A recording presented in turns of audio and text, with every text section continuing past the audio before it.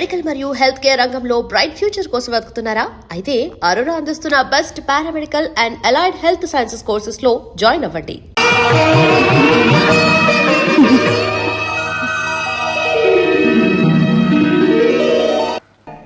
అయ్యా, మా మనవరాలకు సంబంధం కుదిరేలా ఉంది. మీరు అనుమతిస్తే రేపు బందర్ దాకా వెళ్ళొస్తాను. అలాగే. అమ్మాయి, కాసిన మంచినీళ్ళు పట్టరా. నిన్నేనమ్మాయి, మంచినీళ్ళు పట్టరా. అమ్మాయా? అమ్మాయి ఏమిటి? నాకు పేరుందిగా. అయినా మీకు సేవలు చేయడానికి నేనేమైనా ఇంత పని మనిషి అనుకున్నారా? నేను చిటికేస్తే 100 మంది క్యూలో నిలబడి నాకు సేవలు చేస్తాను.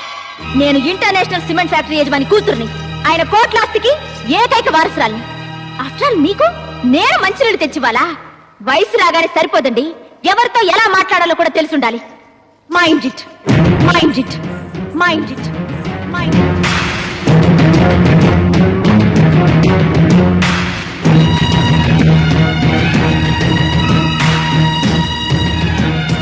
అయ్యా, ఏదో తెలిసి తెలియని తనం, పాపం చిన్నపిల్ల. ఇందులో తన తప్పేముంది ఆచార్య గారు? 10 మందితో సేవలు చేయించుకోవడానికి అలవాటు పడ్డ అమ్మాయికి పని చెప్పడం మన తప్పు. అన్నయ్య, మంచినీళ్ళు. ఎరా, నువ్వు ఇంకా పొలానికి వెళ్ళలేదా? బయలుదేరుతున్నా అన్నయ్య.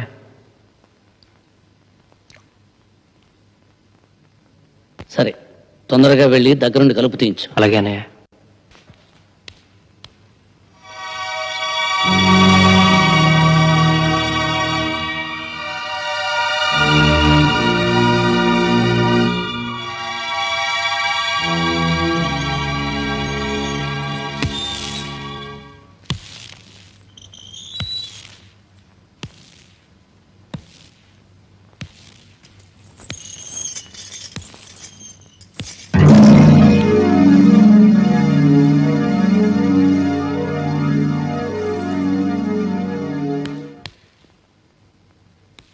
మీరు వెళ్ళండి అన్నయ్య, నేను బయట పారేస్తాను. ఆచార్య గారు, అయ్యా, రామయ్య కూతురు పెళ్లికి నగలు చేయించమన్నాను. ఆ పని ఎంతవరకు వచ్చింది? తయారైపోయాయండి, రేపు ఉదయాన్నే పంపిస్తా అన్నాడు. ఆడదానికి ఉండాల్సింది ధనం, దర్పం కాదు, వినయం, విధేయత. ఏమిటా డొంక తిరుగుడు మాటలు? చెప్పాల్సిందేదో సూటిగా చెప్పు. డొంక తిరుగుడు కాదు, సూటిగానే చెప్తున్నాను. ఆడదానిలా ప్రవర్తిస్తే మర్యాదగా ఉంటుంది.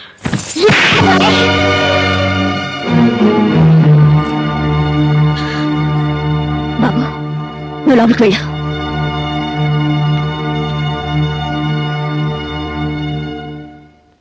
ఇంత గొప్ప కుటుంబానికి కోడలు వయ్యుండి సభ్యత, సంస్కారం లేకుండా మగాడి మీద చేయి చేసుకుంటావా? కనీసం పనివాళ్ళున్నారని ఇంగిత జ్ఞానం కూడా లేకుండా పోయిందా నీకు? తప్పుడు మాట అంటే చెంప పగలగొట్టాను. తప్ప?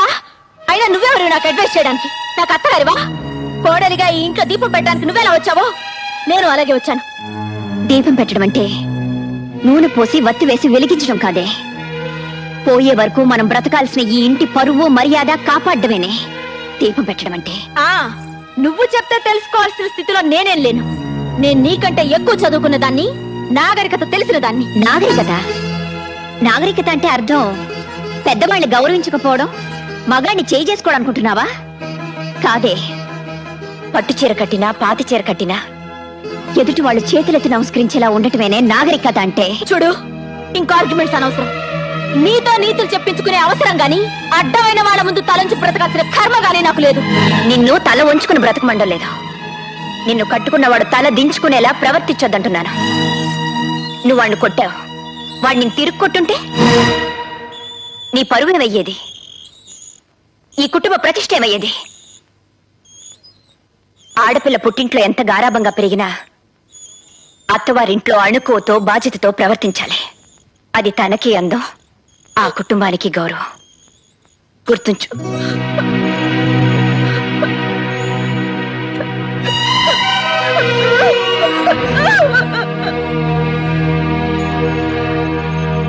ఏమిటి అలా చూస్తున్నావు? మీ ఆవిడ ఏడుస్తూ వెళ్ళిందనా? వంట రాదని ఇంకా ఎన్నాళ్ళు తప్పించుకుంటావు? త్వరగా నేర్చుకుని కాస్త గట్టిగా గసిరాను. ఏ, మీ ఆవిడ నేనేం అనకూడదా? ఆ హక్కు నీకు తప్ప ఇంకెవరికి ఉందోదినా? ఇలాంటి దేవతకే కోపం వచ్చిందంటే అది చేసిన తప్పు చిన్నదే ఉండదు. నన్ను క్షమించు. అవే మాటలు రాజా. అవునదినా, అది నాలో సగం కదా. దాని తప్పులో కూడా నాకు సగభాగం ఉంటుంది.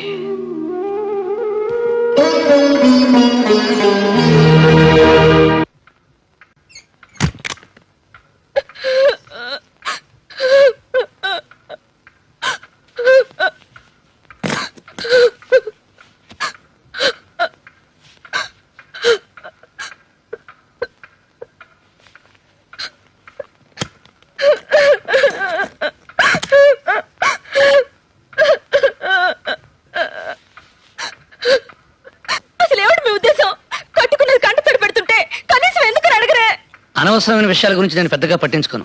ఏమిటి అనవసరమైన విషయాలా? అంతలేండి, నా ఏడుపు మీకు అనవసరం, నేను ఇంట్లో వాళ్ళకి అవసరం లేదు. నా కర్మ అయినా తప్పంతా నాదేలేండి. కోటీశ్వరుడి కూతురున్న ఇంటి కూడా భర్త సంపాదనతో బ్రతకడం ఆడదానికి గౌరవం అన్న అపోహతో నేను ఈ పల్లెటూరు కాపురానికి వచ్చాను. ఆనాడే ఆస్తి పంచుకుని మిమ్మల్ని పట్నం వచ్చే మరి కండిషన్ పెట్టుంటే నాకే అవమానాలు తప్పేవి, నా కాపురం సుఖంగా సాగేది. మీరేమనుకుంటున్నారు అసలు? ఇంతకటి నుంచి నేను పిచ్చిదానిలా వాగుతుంటే పట్టించుకోరేంటి? నువ్వే అన్నావుగా పిచ్చివాగుడని. అయినా బల్లి పడితే పంచాంగం చూస్తారు గాని కప్పర్పులు ఎవరు పట్టించుకోరు. ఓహో, నా మాటలు మీకు కప్పర్పులా ఉన్నాయన్నమాట. చూడండి, కప్పరిస్తే వర్షం కురుస్తుంది. అది చిలికి చిలికి గాలివాన కావచ్చు, తుఫానుగా కూడా మారచ్చు. గుర్తుంచుకోండి. గాలివాన వచ్చినా తుఫాన్ వచ్చినా నష్టపోయేది నువ్వే. ఇక పడుకో.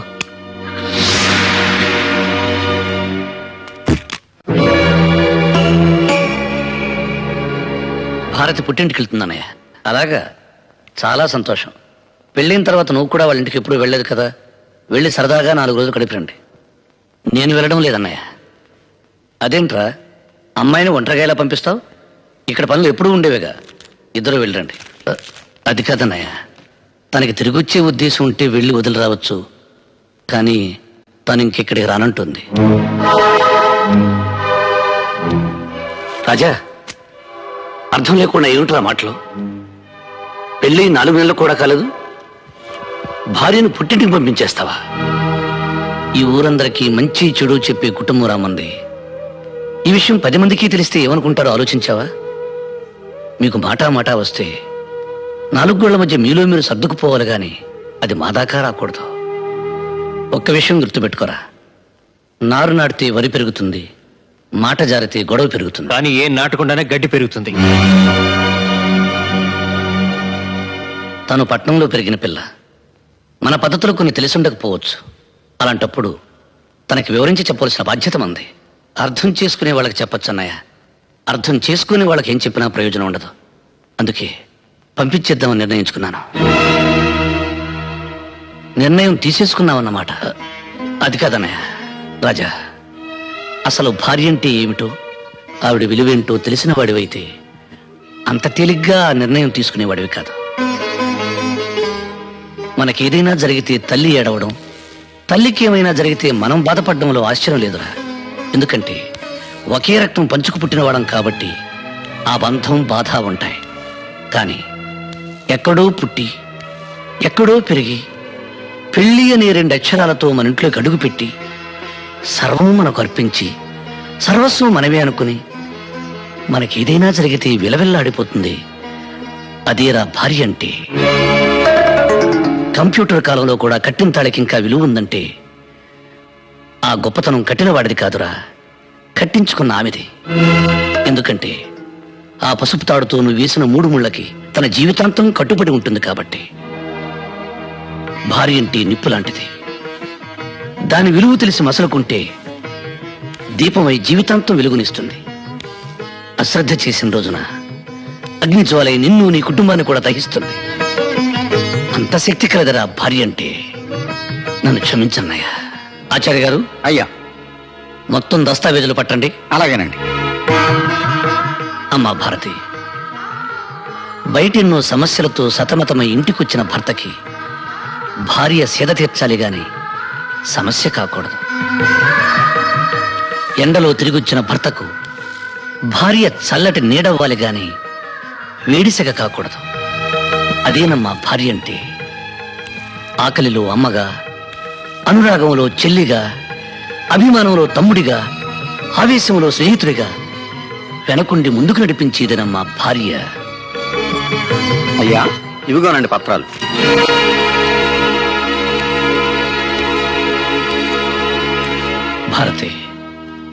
మాకెక్కడెక్కడ ఏ ఆస్తులున్నాయో మాకే పూర్తిగా తెలియదు. వాటికి సంబంధించిన పత్రాలు ఇవి. నువ్వెక్కడ సంతకాలు పెట్టమంటే అక్కడ సంతకాలు పెట్టడానికి మా ముగ్గురు అన్నదమ్ముల్లో ఎవరూ వెనకాడరు. లక్ష్మి, ఆ తాళాలు ఎలా ఇవ్వు.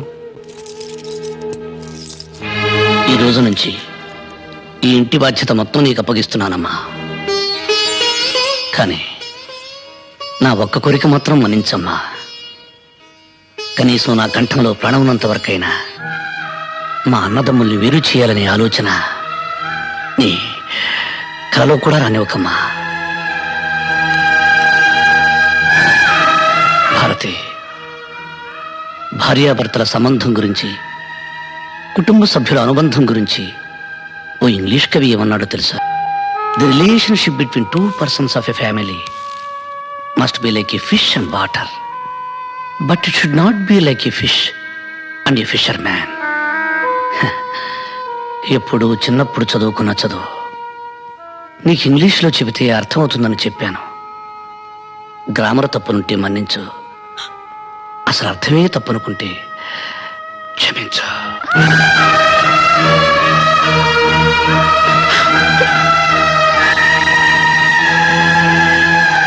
చాలా సంతోషం అమ్మా. ఈరోజు మీ కారణంగా నా జీవితంలో ఎప్పటికీ చూడలేననుకున్నది ఒకటి చూశాను, వినలేననుకున్నది ఒకటి విన్నాను. అవేంటో చెప్పమంటారా అమ్మా? పెదరాయుడు గారి కళ్ళల్లో నీళ్లు, ఆయన నోటి వెంట క్షమించు అనే మాట. చాలా సంతోషం అమ్మా, చాలా సంతోషం.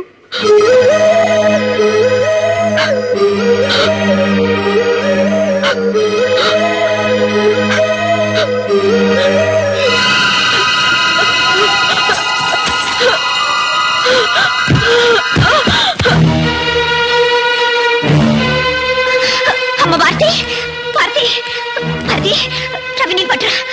భారతి, భారతి, భారతి, అమ్మా, అమ్మ భారతి, భారతి.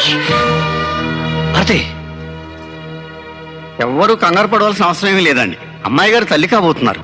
మళ్ళీ ఇంట్లో పాపారాయుడు గారు పుట్టబోతున్నారు.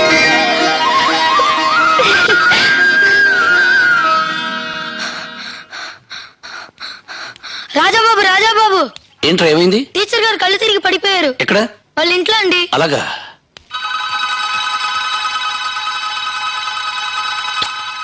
ఏమండి ఏమండి, ఆ రాజాబాబు మళ్ళీ టీచర్ ఇంట్లో దొరుకుతున్నాడు.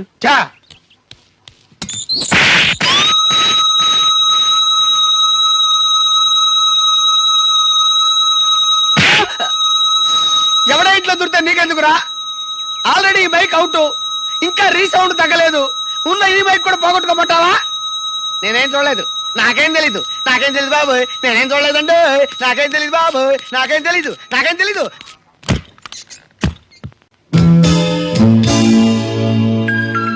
టీచర్ గారు, టీచర్ గారు,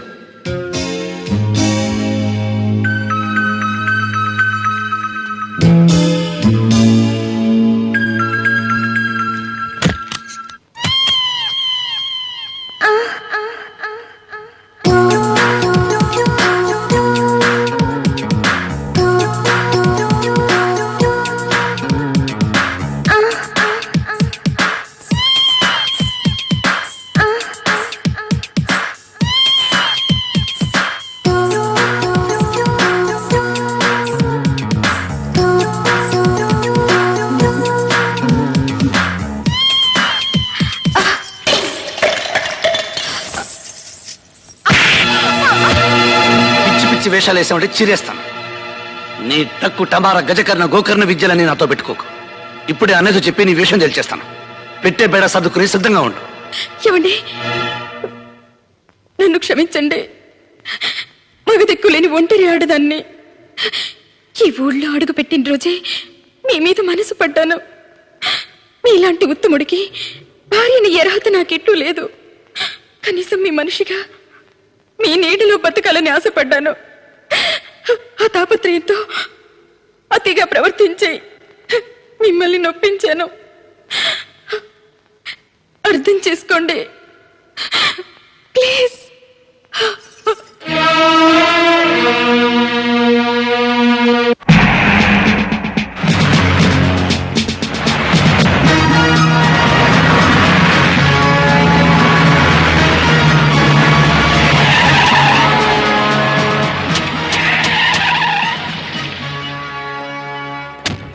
నేను పైకెళ్ళి పెద్దరెడ్డి గారిని చూసొస్తాను. వీళ్ళందరినీ ఇక్కడ నిశ్శబ్దంగా ఉండమని.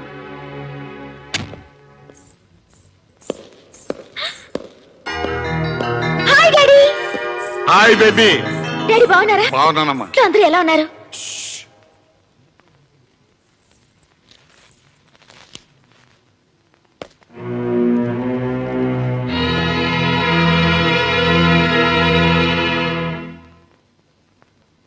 నమస్కారం అండి. అరే వింకుల వారా, రండి కూర్చోండి. మీకు నా మీద కోపం ఉంటే చెప్పుతో కొట్టండి, అంతేగాని ఇలా హాస్యం అడగండి. ఇందులో హాస్యమే ఉంది, కూర్చోమన్నాను. నేను మీ ముందు ఏనాడైనా కూర్చున్నానండి? అది కల్లో కూడా జరిగిన పని. మీరు కూర్చోకపోతే నేను లేస్తాను. అరే మీరు లేవటం ఎందుకండి? పర్లేదు. వ్యాపారం ఎలా జరుగుతుంది? మీ దయ వల్ల బాగానే ఉంది.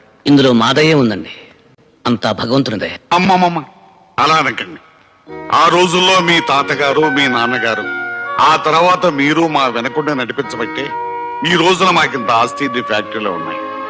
ఇవాళ మా కుటుంబం ఇంత పచ్చగా ఉంది అంటే మీరు పెట్టిన భిక్ష కదండి. ఫ్లైట్ 8 గంటలకి 9:30 సార్.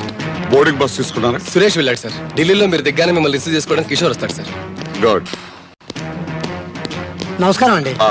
ఏం కావాలి? మా అబ్బాయి ఇంజనీరింగ్ సీట్. సెక్రటరీ, ఆ వివరాలన్నీ నోట్ చేసుకుని ఎడ్యుకేషన్ మినిస్టర్ గారితో చెప్పి ఆ పని అయ్యేలా చూడండి.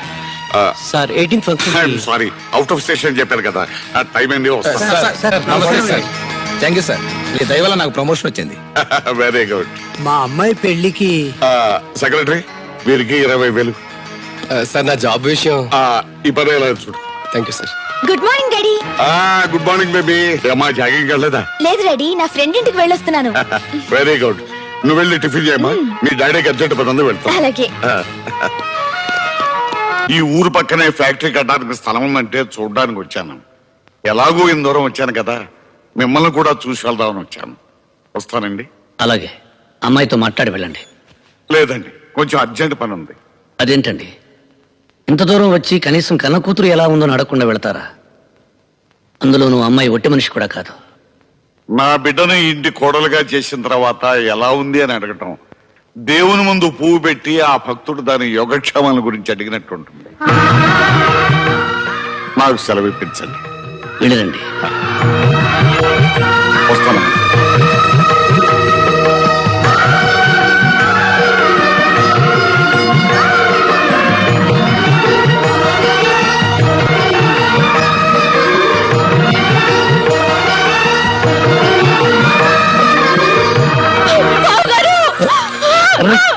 ఏమిటమ్మా ఇది? నన్ను క్షమించండి బావగారు, నన్ను క్షమించండి. అవివేకంతో చాలా పొరపాట్లు చేశాను.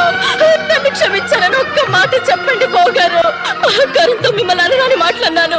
పిడిపిడి జ్ఞానంతో మిమ్మల్ని అవమానించాను. నేను చేసిన తప్పుకి ప్రాయశ్చిత్తం లేదు. నన్ను క్షమించండి బావగారు.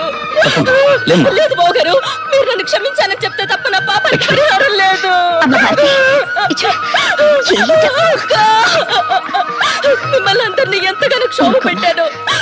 మరిది గారిని కొట్టాను. మీ అందరి ముందు నిలబడే అర్హత కూడా లేని నేను మీ అందరితో చాలా అహంకారంగా ప్రవర్తించాను. నన్ను క్షమించండి అక్కయ్య. నన్ను క్షమించండి. ఊరుకోమ్మా, నువ్వెవరురా? మా బిడ్డ కదా, ఊరుకోవాలి.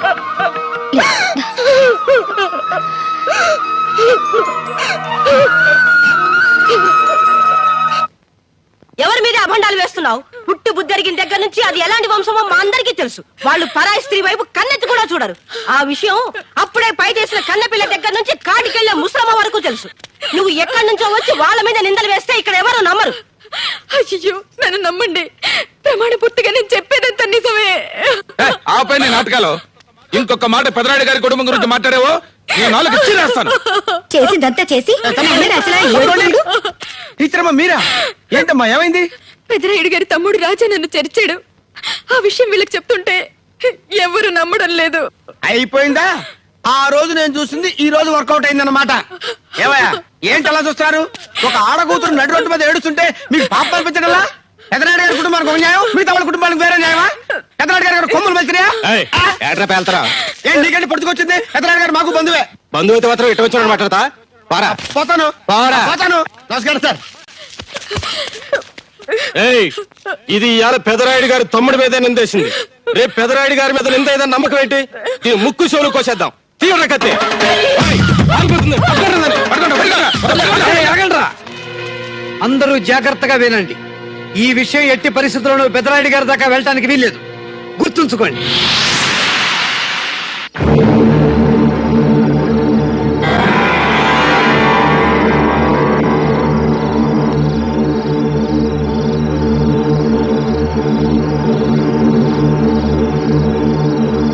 ఈ రోజు రాజాబాబు మీద నిందేయడానికి తెగించింది. రేపు ఎంతకైనా తెగిస్తుందని ఊరి నుంచి తరిమేయాలనుకున్నామయ్యా. ముక్కు మొహం తెలియని టీచర్ అమ్మ వల్ల నిప్పులాంటి మీ వంశానికి మచ్చ రాకూడదనే అలా చేసామండి అయ్యా. కానీ ఇంత పని చేస్తుందని అనుకోలేదు. నిజాన్ని నా దగ్గర దాచడానికి ప్రయత్నించి మీరు చాలా పెద్ద తప్పు చేశారు. ఒక నిండు ప్రాణం పోవడానికి కారణమయ్యారు. నా మీద గౌరవం ఉన్న వాళ్ళు చేయవలసిన పని కాదు ఇది. మమ్మల్ని క్షమించండి అయ్యా. ఆచార్య గారు, అయ్యా, తెల్లవారగానే పంచాయతీ. పెద్దరాయుడు గారు ఇన్నాళ్ళు ఇచ్చిన తీర్పు ఒక ఎత్తు, ఇప్పుడు ఇచ్చే తీర్పు ఒక ఎత్తు. అవునవును, మరి సొంత తమ్ముడు గొడవ కదా. ఏమండి, మీ తీర్పు గురించి మాట్లాడేంత దాన్ని కాను, కానీ ఒక్క మాట గుర్తు చేయకుండా ఉండలేకపోతున్నాను. మీరు తీర్పునివ్వబోయేది మీ తమ్ముడి మీద కాదు, మనం పెంచుకున్న బిడ్డ మీద, మన పెంపకం మీద, ఆ నమ్మకం మీద. తొందరగా పదండ్రా, పంచాయతీకి పెదరాయుడు గారు వచ్చే టైం అయింది. భార్యగా మనసు పంచుకున్న నాకంటే అన్నగా రక్తం పంచుకున్న మీకే మీ తమ్ముడి మంచితనం గురించి బాగా తెలుసు. అంతకు మించి చెప్పడానికి నాకు వయసు చాలదు, అర్హత లేదు. ఇయ్యాలేం తీర్పు చెప్తాడో చూడాలా. బంధువా పరాయుడ చూసి తీర్పు చెప్పే అలవాటు పెదరాయుడు వంశంలో లేదురా.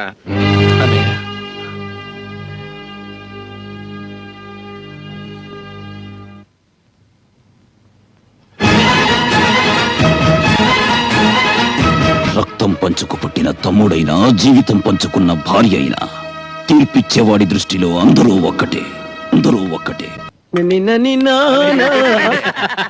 చాలా బాగా చెప్పారు, చాలా బాగా చెప్పారు. సంతలో పుచ్చంకాయలు అమ్ముకునే సన్నాసిలో ఉండేవాడివి సడన్ గా ఈ సెటప్ గెటప్ మార్చావేంట్రా? ఈ గెటప్ లో ఎలా ఉన్నాను? ఎలా ఉన్నావా? సూడి గేదెకి సూట్ వేసినట్టున్నారు. సునక జోక్ జోక్. అసలు వీళ్ళెవరు? ఏం జరుగుతుంది ఇక్కడ? వీళ్ళు పెళ్లి చూపులకు వచ్చారు. ఐసి పెళ్లి చూపులు పెళ్లి కూతురింట్లో జరగాలి కదా. జస్ట్ ఫర్ చేంజ్ ఇలా అరేంజ్ చేశాను. నేను చెప్పలా, నాకు ఒక యంగ్ బ్యూటిఫుల్ సన్ ఉన్నాడనే. ఇదే I'm Dhanush, son of this Purush. నమస్కారం అండి. నమస్కారం. నమస్కారం. పెళ్లి కూతురు ఫోటోగ్రాఫర్ ఏమైనా తీసుకొచ్చారా? ఫోటో తీసుకురాలేదు బాబు, కానీ అమ్మాయి మాత్రం మహాలక్ష్మిలా ఉంటుంది. అబ్బాయి వచ్చే వరకు ఆగుదా ఉన్నారు. అబ్బాయి ఎలాగ వచ్చేసాడుగా, ఇంకా ఆలస్యం దానికి వెంటనే ముహూర్తాలు పెట్టించేద్దాం. ఏమంటారు మీరు? నేనేమంటాను, సరే అంటాను. అసలేంటా ఇది? అమ్మాయిని నేను చూడకుండా మీలో మీరే సరే అనుకుని నాకే అభ్యంతరం లేదంటారండి? I don't want this. I want to see the girl before marriage, that's all. నువ్వెందుకు బాబు చూడటం? అమ్మాయిని చేసుకోబోయేవాడు చూశాడుగా. ఏంటి బాబు అన్న? ఇంకోసారి అన్న. చేసుకోబోయేవాడు చూశాడుగా. ఐసి అంటే వీడు పెళ్లి కొడుకు అన్నమాట. అవును బాబు. వీడికి నువ్వు పిల్లనిస్తున్నావు అన్నమాట. కదలకండి బాబు, అందరు అలాగే కూర్చోండి అమ్మా. ఎవ్వరు కదలద్దు. ఫోటోగ్రాఫ్ కోసం కూర్చోవాలి. ఈ ఏరియాలో కనబడ్డారంటే నరికేస్తాను మిమ్మల్ని. ఎడిడు ఇక్కడ దాక్కున్నారో పందినా తండ్రి.